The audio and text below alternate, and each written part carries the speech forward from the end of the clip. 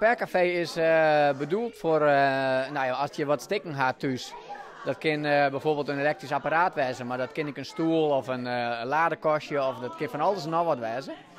Dat het hier door vrijwilligers gerepareerd wordt. We gooien het spul niet in het fut, maar we zien eerst even dat het nog makkelijker kan. En dat is goed voor het milieu, maar ook goed voor de portemonnee. Dus mensen die wat minder te besteden hebben, die kunnen het hierheen brengen.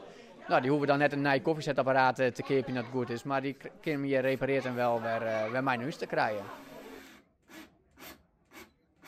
Ik ga iets in de hand, dat moet een lade heten van een keukenkastje. En mensen brengen dat hier en er staat op front is los. Nou, neem van mij aan, hij wie inderdaad los. En dat moet weer even een beetje vernuftig in elkaar. Maar er zijn al wat dingen aanbrengen en we zien dat we hier weer een mooie lade van maken kunnen voor de persoon in kwestie die dat hier brengt. Milieu ben we zelf, hè?